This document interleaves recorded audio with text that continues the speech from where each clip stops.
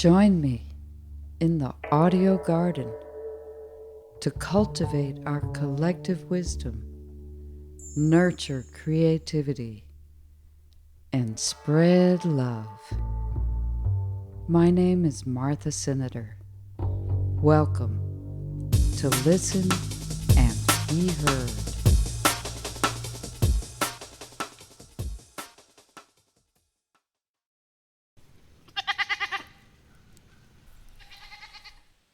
Welcome back to the audio garden, my friends.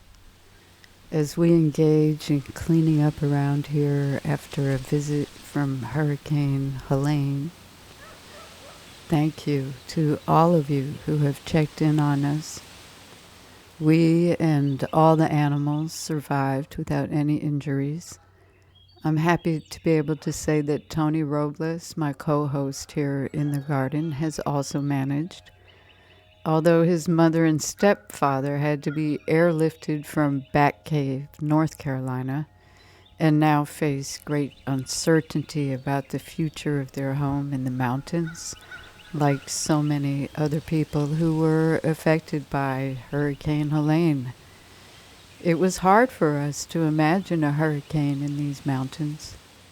And the future is one that will require us to work together locally and regionally to cultivate our resilience. Here at Listen and Be Heard, we have prevailed with limited resources and bring to you some community from the garden, even as the wind is picking up again and we learn more about another storm heading for the East Coast. Tony Robles will be joined shortly by Vince Gotera, Poet Laureate of Iowa, who has a new poetry book out on Final Thursday Press entitled Dragons and Ray Guns. Demonstrating resilience in Traveler's Rest, the artisan and author market will take place again this month at As the Page Turns Bookstore. And we are going to hear from some of those authors, as well as visit a little more with Professor Jonathan Storm of the University of South Carolina of the Upstate. But first, let's start with some poetry inspired by Hurricane Helene. Writing this poem at 4:22 a.m., fortunate to have a bit of light while others wade in murky waters of muted darkness, floating in uncertainty. I am blessed. The 3 trees that surround my mobile home in Hendersonville, North Carolina, decided not to bend or snap or completely uproot themselves during the hurricane. Decided not to succumb to gravity and assume a horizontal nature. Hurricanes and disasters have always taken place over there. They always had names that lie innocuous on the tongue when tied to the words over there. Katrina, Harvey, Maria, dozens more. And I would watch the images of destruction and feel bad. I would perhaps donate a few dollars to charity before resuming my regularly scheduled activities. But now, over there is over here. And people have died, and cities have washed away, and roads and bridges have collapsed in the wind and rain and release of rivers' rage. And in a small clubhouse at the mobile home community where I live, there's a generator, and we're fortunate enough to have a bit of power. And there's a television that the residents gather in front of, gathering information on the destruction leveled by Helene. We keep watching, and then the pictures cut to another part of the world, a place called Gaza. Look what's happening over there, someone says. The storm times. They call it a once in 1,000 years thing around here. But it happened over there, too. And there. And it's already been happening there. In these rare times combined, we are at our best or worst, hurtling into a foreseen future. The only war is against our mother. We have no other. Generators disrupt the night, deafen the dogs at dawn. Crows and hawks compete, fighting in flight. Helicopters head to disaster.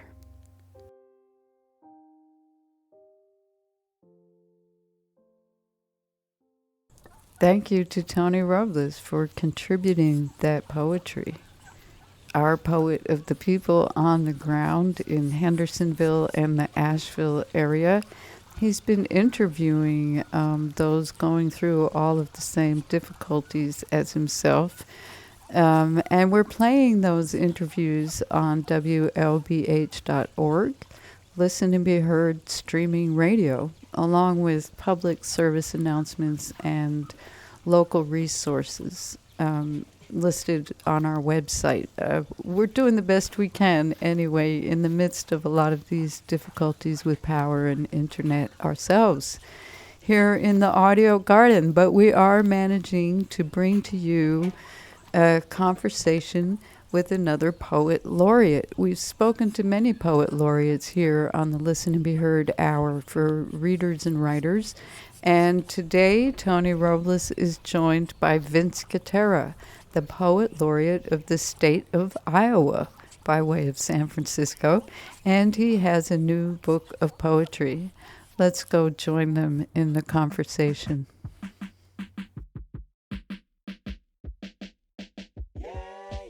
Hi, this is Listen and Be Heard radio for readers and writers. And, we interview a lot of poets on our program.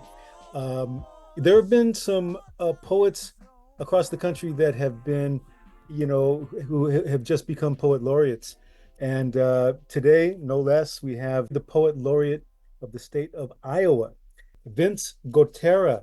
He recently retired as an English professor at the University of Northern Iowa, where he was a professor there for many years. He was also editor of the North American Review, which is the longest-lived literary journal in the country from 2000 to 2016, and also of Starline, the print journal of the International Science Fiction and Fantasy Poetry Association. Did that for a few years. He's published, widely over 300 poems and is the author of 4 previous poetry collections, including Dragonfly, Ghost Wars, Fighting Kite, and The Coolest Month. Vince Gotera, welcome to Listen and Be Heard. Dragons and Ray Guns. It's your latest collection of poetry. Tell us something about the book. Sure. This is a book of speculative poetry, which is science fiction, fantasy, and horror. There are different definitions of what speculative poetry is, and I'm using there the Science Fiction and Fantasy Poetry Association, the SFPA's definition. And title, Dragons and Ray Guns, is supposed to represent, those different genres. And my son, Marty Gotera, did the cover, and I asked him to include a dragon and a ray gun on the cover. Mm-hmm. Right. And also make it look like a comic book. And so he really did the job. Now, you were born in San Francisco. You spent a little time in the Philippines. Just tell us about that experience and how it perhaps got you to, begin writing poetry. Well, I was, as you said, I was born in San Francisco and raised there for the most part, except for a few years when I was little in the Philippines when my parents moved back for a while. And I do remember that my very first poem, I think I might have been 6, maybe, or 5, something like that, 6 probably, I was in kindergarten, I think, at the time, and or maybe first grade. And anyway, I was on a ferry boat with my dad, and I remember that seeing the sun up in the sky and wondering about it. And I was pretty well read, as a kid. I remember reading, for example, Arabian Nights. I was probably like 4. My dad taught me to read when I was 2. Mm. So I knew a little bit about the sun. And I remember I came home and wrote this poem that was in alternating quatrains, A, B, A, B. So I, uh, I wrote this poem about the sun, and I remember a little bit about it, that talking about how it was made from gas and all of this kind of thing. And anyway, my mom sent it to the school, and so that was my first taste of publication, also, because Wow. they put it in the school newsletter. Wow. Well, in one of your poems, you do use a word that I thought was very interesting, deliquescent. And Yes. I looked it up, and it had something to do with being liquid and gaseous and being able to kind of move. And in your writing, just as you illustrated, being on a ferry, how that can facilitate creativity. I remember one of the first things that I had read that you had written was about being on a streetcar. I think it was the N. Judah streetcar in San Francisco, and how movement in landscape and in place can you know facilitate or inspire your work. Did you have any like literary heroes? I mean, you started writing reading at an early age. Were there any literary heroes or perhaps non-literary heroes that perhaps influenced your writing? One of my literary heroes was Dylan Thomas. And, I don't really know why. I was probably in high school at the time. And I just thought that his work was so powerful. And it is. I don't think he has very good reputation these days, but he was, at that time in the early 70s probably, was a big name. And he had been a big name because he was quite a reader. I mean, reading aloud was a very dramatic presence. Anyway, he really inspired me, and I wrote a lot. Otherwise, I read a lot, and I don't know that I read a lot of um, of poetry at that time. I did read a lot of science fiction. Mm, I discovered science fiction in 5th grade. Um, I went to St. Agnes uh, school in San Francisco. You might remember that school yeah. on Ashbury, Hmm. right up the street from the corner of Haight Ashbury. And all the boys in our class, for some odd reason, this would have been about 1965 maybe, and we all started. We were like a book club. Very odd for 10-year-old boys to create a book club, right? Yeah, yeah. And we started reading uh, the Oz books, and we read all the Oz books in a row. We would actually read them and get together and talk about them. And it seems odd to me now to think that there we were. I mean, we're talking all the boys in the class. The athletes and the nerds. The brains. We were all doing this, and then we ran out of Oz books, and then we moved to the borrowers.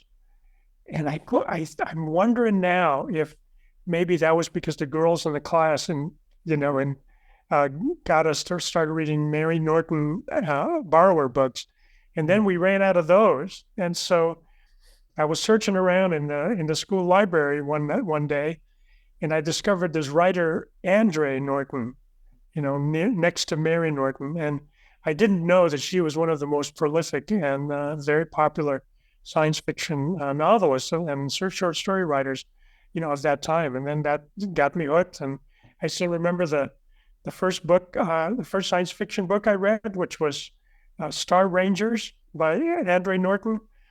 I can still see the title. I can still see the cover in my mind's eye. And that got me. That really led directly to where I am now. So I guess, with science fiction being, this well of imagination and worlds and, time and time shifts and things like that, um, I guess a sense of place is really important, crafting a world. Uh, are there any different challenges, let's say, in crafting a speculative poem as it would, a non-speculative type of poem? Sure. Sometimes I will borrow, from an existing universe. For example, the first poem in the book is called "Time Lord Thief," and that I'm borrowing there from Doctor Who. Doctor Who is a Time Lord, and this is not the character is not Doctor Who himself or herself, but actually one of Doctor Who's peers. And that poem actually is also in a poetic form that I invented back in the '70s, back in the late '70s. I was in college at the time at San Francisco State, and I had made up this form just because I was tired of using all the standard forms. And so this was a poem, a form rather, that I haven't come up with a good name for. It's a terza rima haiku sonnet. So each of the stanzas is a haiku. That's strict 575. Hmm. Haiku in shape only, not in essence. And then it's rhymed in terza rima, which is the rhyme scheme that Dante used, and then made up as a sonnet. And so, well, of course, if you have 3-line stanzas, you'd end up with 15. So I squished the last stanza into a couplet instead of a tercet. Yeah, that was in terms of form, in terms of content, very interesting, but also very playful at the same Yes, time. yes, A good intro to, this landscape right. that you're crafting. Well, you know what, Tony, this is my main message as poet laureate of Iowa, is that poetry can be fun. I mean, that's basically it. Mhm. I think a lot of poets and a lot of readers of poetry think that poetry should be so serious all the time, and about really life changing, world changing topics, and of course that is true, right? But at the same time, I think we can have fun. We should have fun with poetry. I look around my kingdom, blue and black and glorious. Water flows through all my doors, while my eyes pierce the darkness. Schools of fish swirl like spirals of glinting light in the distance. I often swim up to the surface of the water and point my snout towards the heavens. Up there in the firmament, I glimpse against the sea of bright points of light the faraway stars, 7 spheres gleaming in the night. Every time I do this, the number of spheres differs, sometimes just 2 or 3, other times 6 or 7. These moons glimmer in different shapes, from curving slivers to crescents full of roundness. I hunger for them. Below the surface, I feast on whales and massive clouds of shrimp, but there is nothing like the 7 spheres in my domain. During the day, there is the glory of the one sun when it rules the sky. The sun is too hot to eat, but when the sun has gone away each night, the 7 moons shed their delicious light, and I want to eat them. I will launch myself into the star-riddled sky, eat all 7 moons. This is the Listen and Be Heard Hour for readers and writers. I'm Martha Cinader here in the audio garden, and we are joined by Tony Robles and poet Vince Gotera, Poet Laureate of Iowa, talking about his newest book, Dragons and Ray Guns. Let's continue. In terms of your own career, in terms of your own writing, I know that you occupy, um, different personas. You're a musician, a father, um, of course, a teacher, poet laureate.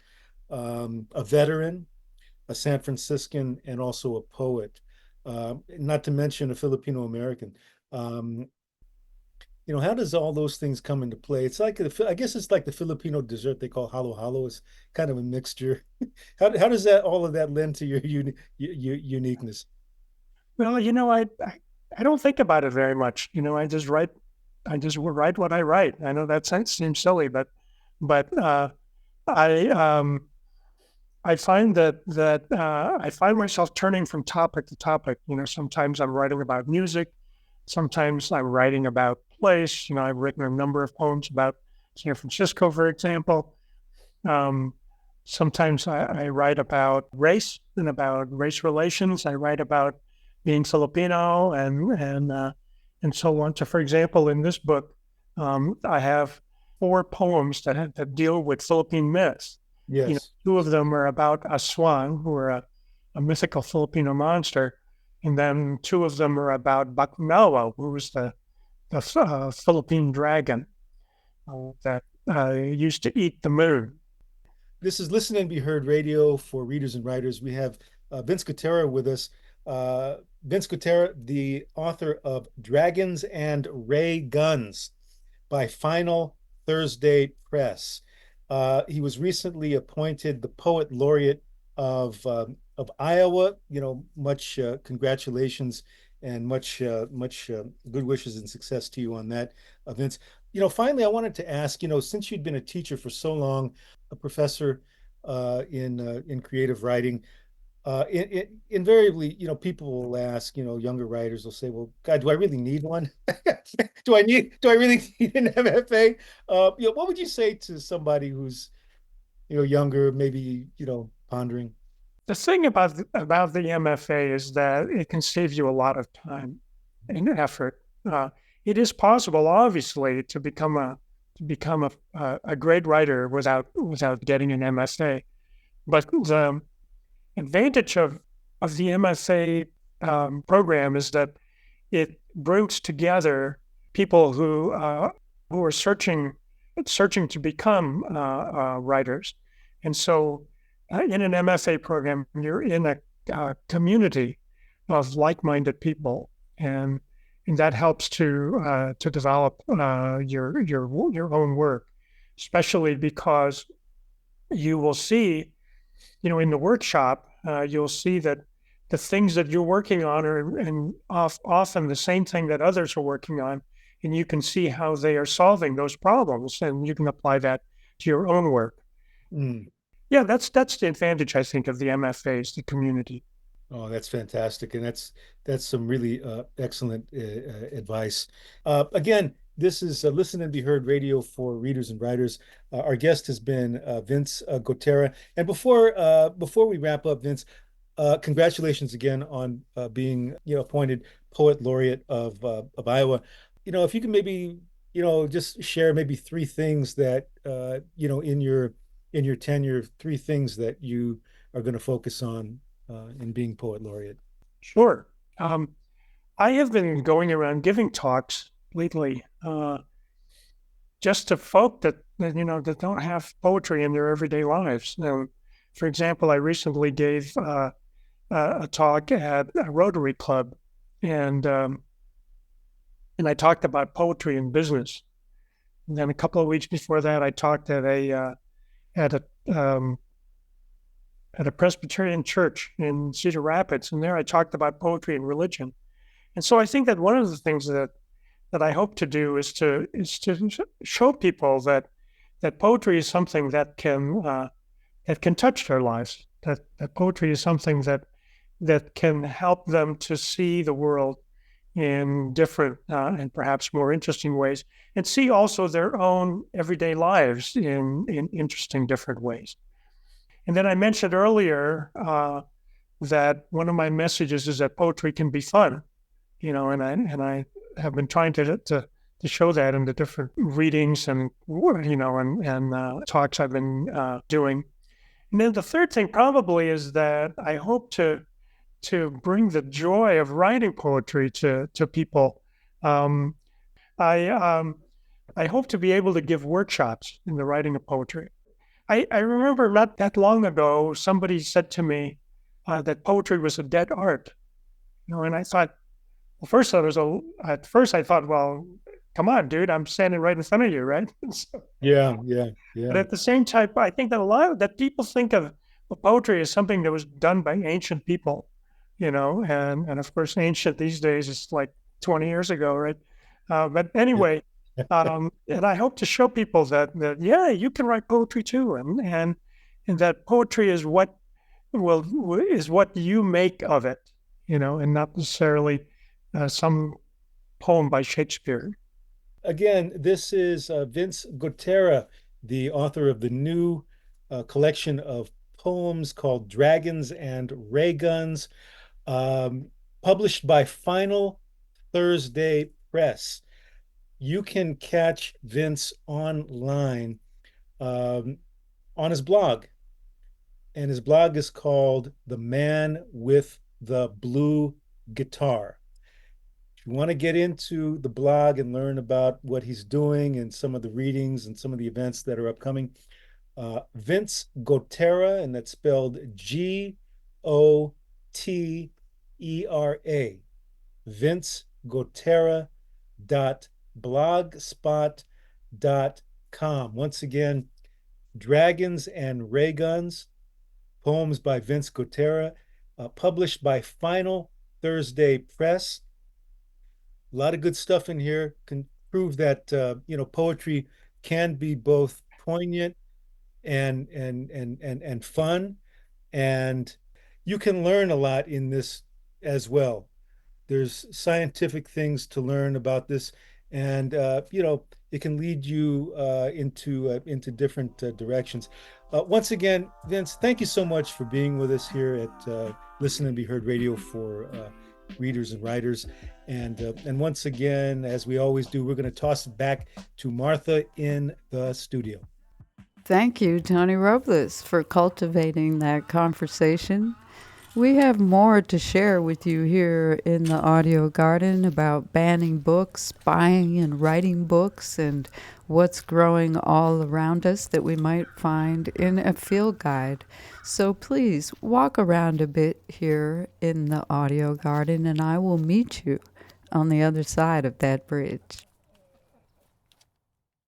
Hello, I'm Dr. Mark Allenderry, the founder of community radio station WHIVLP in New Orleans, Louisiana. We are dedicated to human rights and social justice with a mission to raise awareness about HIV and other infectious diseases and to help the disadvantaged and marginalized who are disproportionately affected. Here in New Orleans, we are all too familiar with hurricanes and health issues, like when Hurricane Ida hit Louisiana in 2021 during COVID-19. I'm here to share some of that knowledge with people currently facing the devastating effects of Hurricane Helene. As you recover from this devastating storm, please remember that your safety comes first. Only return home when authorities have declared it safe. Be cautious of hazards like downed power lines and flooding. And if you need shelter or medical assistance, please seek out those opportunities. When cleaning up, avoid contaminated water and be aware of food spoilage. Document any property damage for insurance claims, but avoid permanent repairs until after assessment. We understand that this is an emotionally challenging time, so for support, please look for free counseling services that are available. For those able to help, volunteer opportunities and donation centers are available. Be wary of scams targeting storm victims. Remember, recovery takes time, and we're here to support you every step of the way. Stay strong, stay safe, and know that you're not alone. Together we will rebuild and recover. Stay vigilant and stay informed.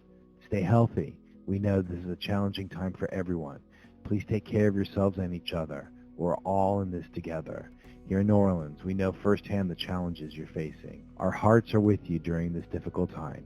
Stay strong and safe and know you're not alone in this. It gets better. For more updates, keep listening to local emergency broadcasts. We're all rooting for you. This is Listen and Be Heard Radio, WLBH.org.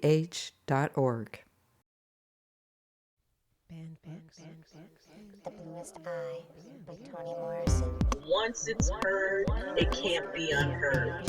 Once it's published, it's not going to be unpublished. Once you read the poem, you can't unread it. No matter how an individual may try to push it to the side, forget about it, it's still in there. And it's the words, the meaning, the feelings behind it are taking root in their psyche, and they can't get rid of it. This book is gay by Juno Dawson. It breaks my heart. Like, if you don't like something and don't want to read it, then don't pick up that book. But you shouldn't be censoring other people's art and telling other people what they can and can't read unless it's your child. Like, don't worry about it. It's none of your business. It's art. It's other people's art, and it makes me really sad. I feel like it should be. I know the schools are trying to do their best, but at the end of the day, I feel like the parents at the end of the day should decide what their kids should be reading or not reading. So the book should be available for everybody, and let the household decide what they read and not read.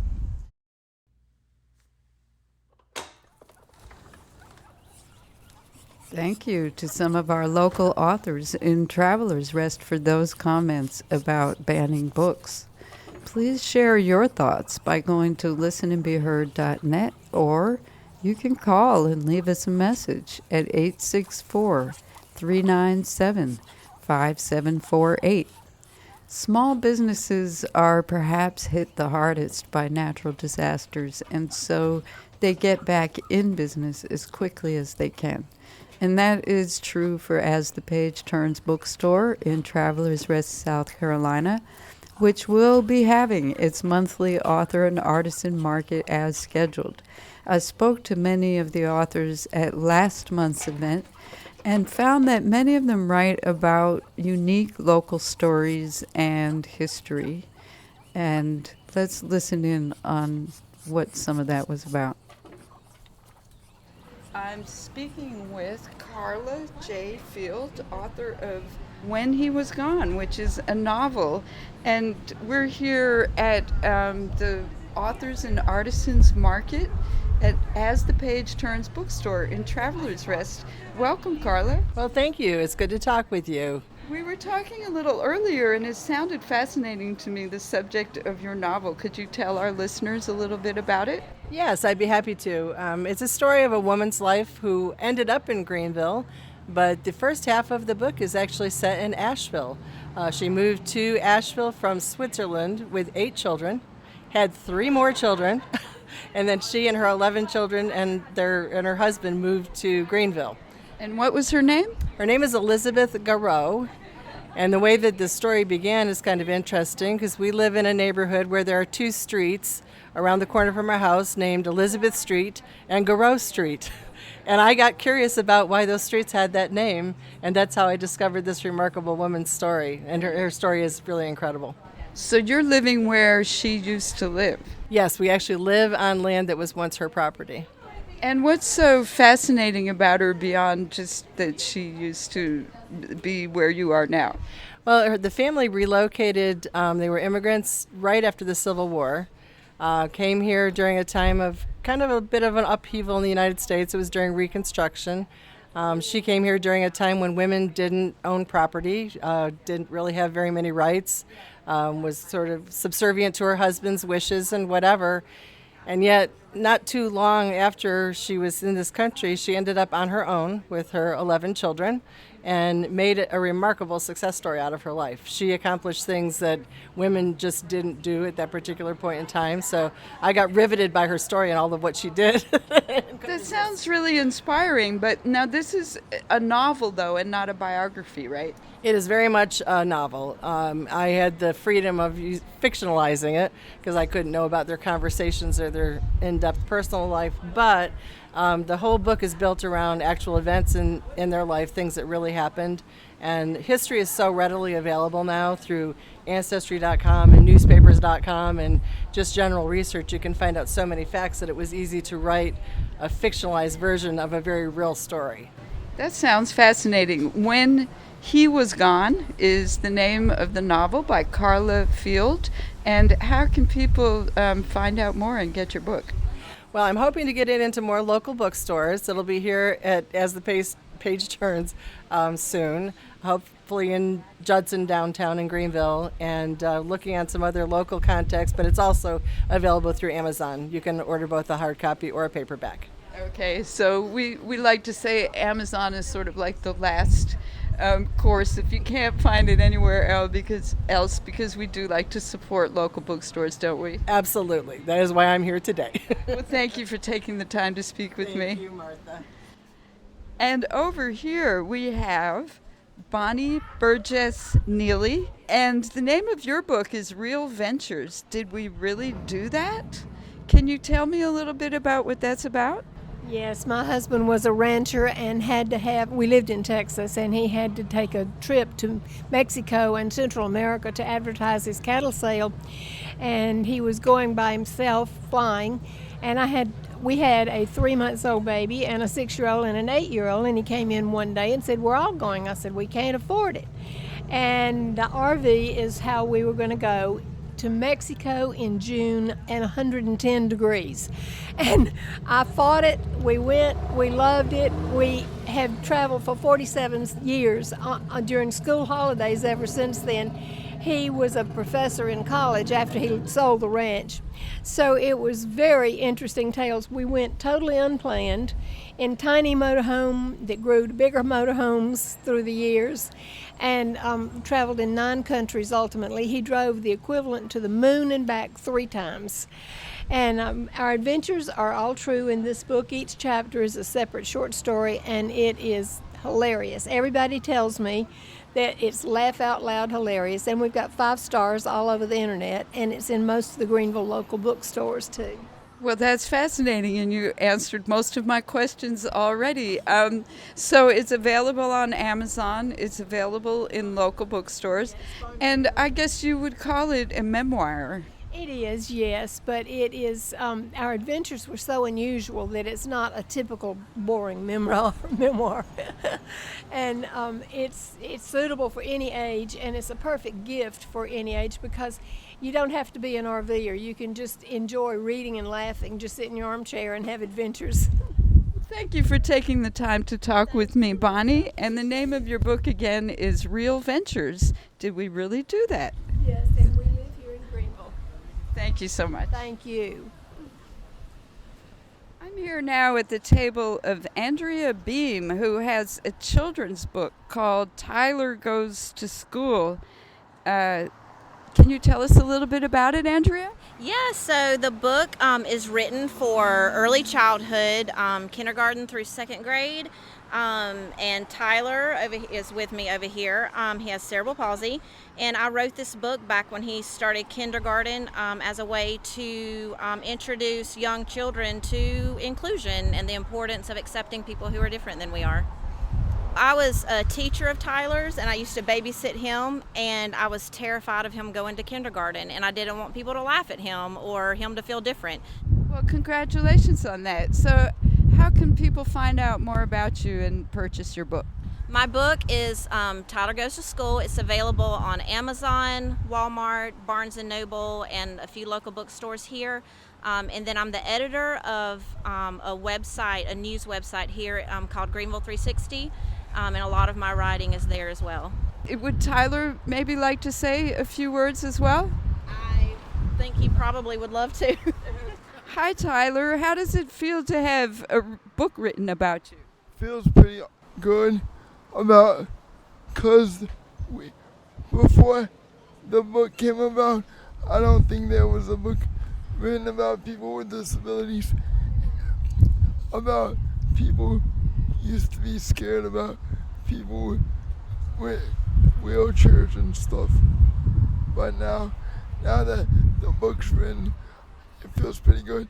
And we're open again in schools and different things.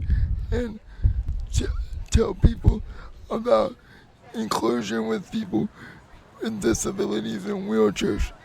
Well, thank you very much for sharing your thoughts, Tyler, and congratulations on being the subject of a book. You're welcome. Thank you. Local writers writing about our location can supply our imaginations as we walk around where we live and even about the people we pass on the street. Writers of a certain age can fill in the gaps for those of you who have not attained such heights yet. And for me, it's refreshing to read the story of a woman of a certain age that happens to be close to my certain age. Ann Davila Cardinal has written a book for us that's just such a book, and she will be visiting us next week. Here is a bit of the conversation. I wasn't seeing myself in the way many women of a certain age are represented in other books.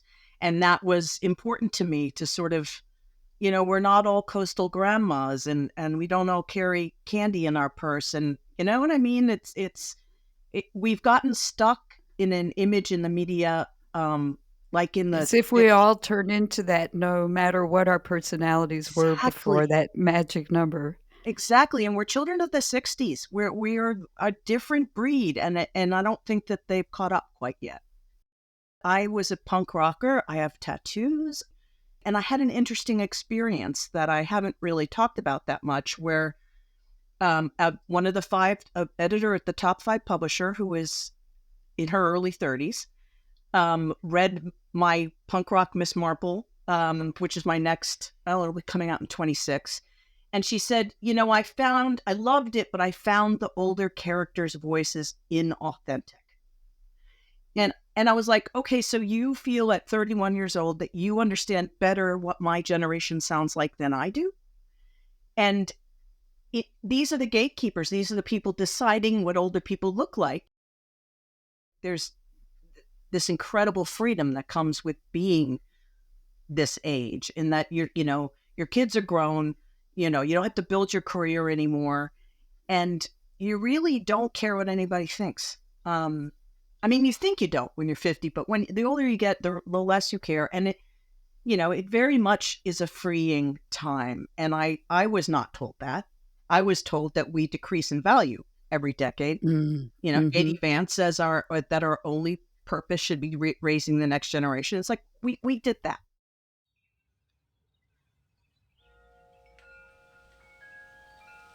When a storm hits, like Helene just did around here, it gets a lot of attention at first. But as recovery carries on, the devastation can be just beginning to register and make itself known. Similarly, in the publishing world, when something monumental happens, it is at first noted by everyone, as was the closure of SPD Books' small press distribution back in April of this year. Now, about 6 months later, it's not in the national news anymore, but the ripples are still being felt. I had a conversation with publishers, writers, and booksellers about how they're doing now. And here is a little bit of that conversation, of which we will also hear more next week.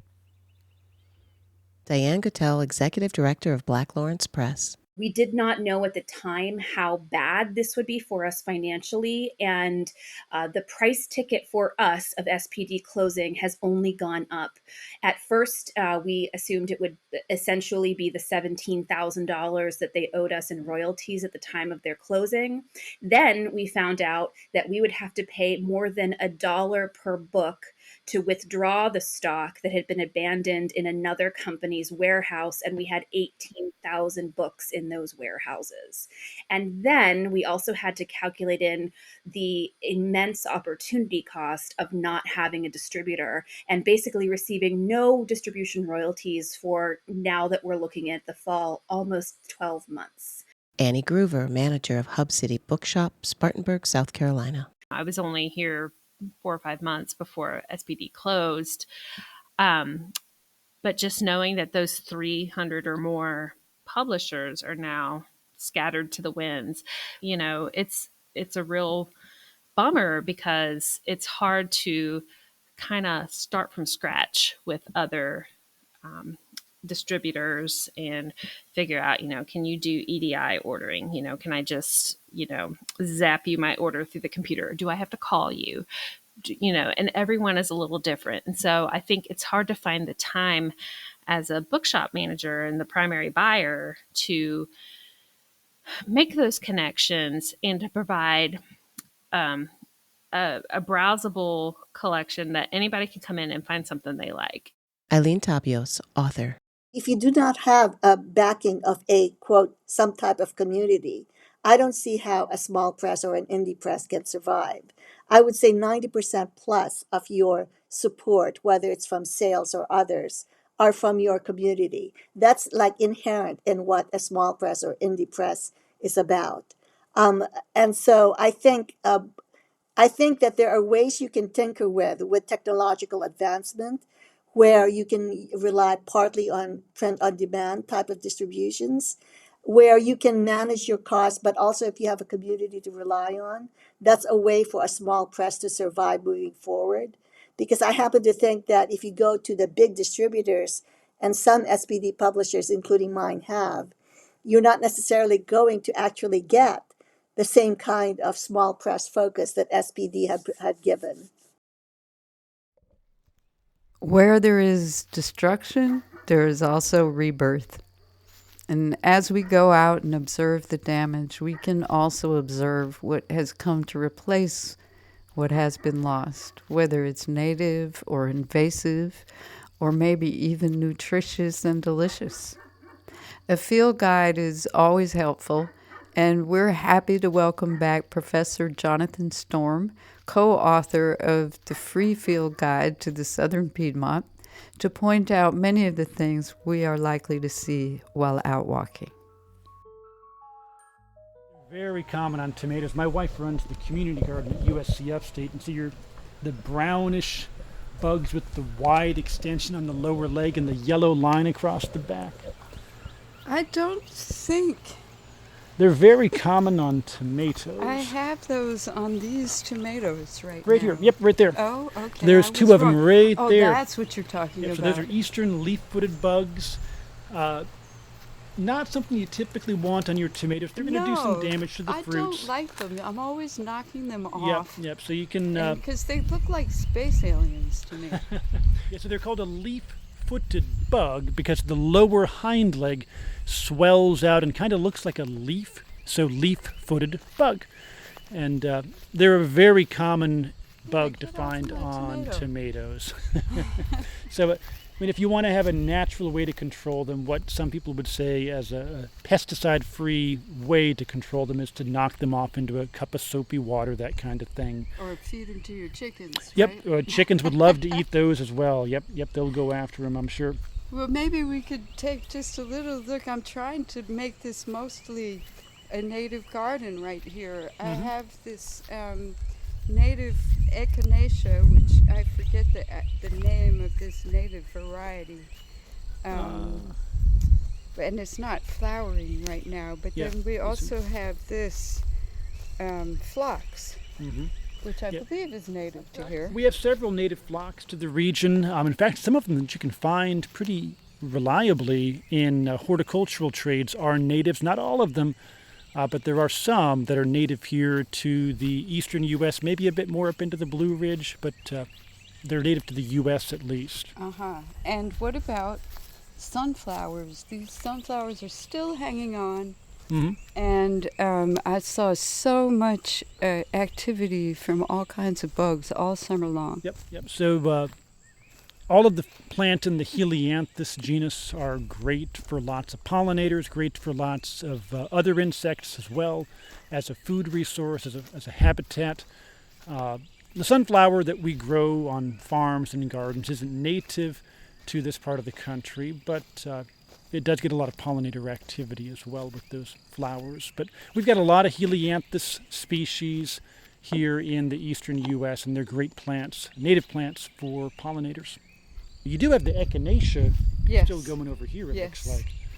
This is the purple one, but this variety here with no more flowers had yellow flowers actually that were very sweet. Cool, yeah. So echinaceas are native here to North America, a bit more native out to the west into the prairie region, but it is native here to North America. You can get lots of pollinators visiting those flowers in the summertime. And there's also always this promotion of milkweed, swamp milkweed for butterflies. But how does that relate specifically to the Piedmont? Yeah, so what you want to be careful with milkweeds is to get those that are native here to the eastern U.S. and preferably native to your region of the eastern U.S. as well. So here in South Carolina or in any of the states, what I would do is check my Native Plant Society website for species of milkweed that are native to my state and my region of the state as well, if you can, and make sure that that's what you put in your garden to support the monarch butterflies. And it's so important to use the native variety because... Well, with some of there's conflicting information on this, but there is some concern that with planting the tropical milkweed, you are delaying the migration of the monarchs, and that can have some bad effects on their populations. But there is conflicting information on that. But it's not interchangeable. There's swamp milkweed, butterfly milkweed, what else? What other? Milkweed. So there's several different species that you could get. The swamp milkweed here in this part of the country would be a common one to purchase and to plant. The butterfly milkweed, which gets the orange flowers that you see in roadsides and people's yards, woodland edges, that's a common one to find as well. You can get it horticulturally. You can find it maybe from a friend that is growing it in their yard as well and get a cutting or something too. Okay. All right. We're looking at you called it... It's a running cedar, or ground cedar is what we call it. It's a very primitive plant, and it sort of looks like a little cedar tree coming up maybe 4 or 5 inches off the ground, and it tends to run in these lines, so running cedar along the ground. One of the interesting things that you'll find about it, if you're out at the right time of year, are these little yellowish green spikes that come up above the plant where they release spores. And one of the interesting things about those spores is that they used to be used as flash powder for photography. So to make that flash back in the old days of like glass plate photography, or also in theater to make a flash, they used the dried spores of this plant, the running cedar, because it's very flammable.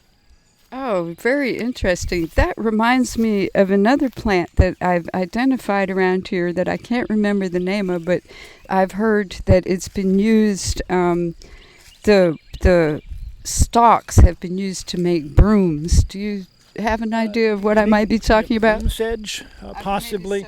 So often fields, just a fallow field that grows up with grasses, it's very common to find broom sedge as sort of a clump-forming grass here in the Carolinas. And that's probably what you're thinking of there is the broom sedge. Okay, and you know what else I've thought of as we're walking along is that there are tons of muscadine vines back here in the woods, and where it's been sort of cleared along the edges and there's more sun. How prevalent is muscadine in the Piedmont? Muscadine's very common. So anytime you're along a woodland edge or there's enough sun penetration, you're going to have muscadine grapes growing along the ground or up in the trees. Now, if you want to get the grapes, you have to have the female plant, and it's got to be up on some sort of a structure like a bush or a tree. They don't fruit down on the ground. They do it once they've climbed up into a tree. And this time of year, this is when you're finding those sort of marble-sized purple fruits, the muscadines. Yes, and I found that the skin is pretty thick on them, but they're very sweet, and my boys coming up, they love to drink muscadine juice. I've never tried to make wine, but what is your experience with using the muscadine? Yeah, so what I do, and my wife and I do this, is we collect them many times in the fall, and we'll freeze them and then pull them out to cook down into a jam. And we make muscadine jams and jellies quite a bit, is what we primarily do with them. And maybe you freeze the whole grape? Yes, we freeze it, and then once we cook it, we'll take the skins and separate those out. But yeah, we freeze the entire thing initially. is what we do. Interesting. I wouldn't have thought to do that, although I do freeze whole berries all the time. But what I've done with the muscadines is use a steam juicer, and I just throw the whole thing in there, the grapes, the seeds, the stems, and you just start steaming and the juice comes out, and it's pretty non-labor intensive. Yeah.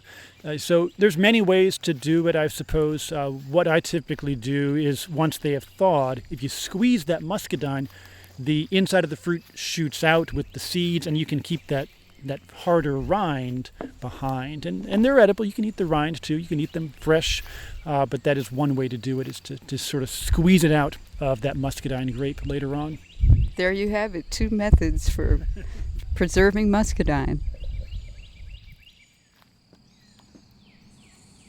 I want to thank you for joining me here today. It's been sunny, it's been windy, it's been regenerative, and we'll do it again next week when we'll welcome Ann Davila Cardinal to the Audio Garden to talk about her latest book, We Need No Wings. We will also welcome back Diane Cattell from Black Lawrence Press and author Eileen Tabios, and introduce you to Annie Groover and Kate McMullen, both from Hub City, for the Listen and Be Heard roundtable on the closure of small press distribution. I am your host and producer, Martha Cinader. My co-host is Tony Robles. Our guests today were Vince Gotera and Professor Jonathan Storm. Poetry was by Tony Robles and myself, Martha Cinader. Our associate producer is DJ Jeannie Hopper. Editing is by Jeremiah Cothran. Music by J. Rodriguez Sierra. The band book theme is by DJ Jeannie Hopper with the voice and words of Yvette Murray. I want to thank you for listening and giving me the opportunity to be heard.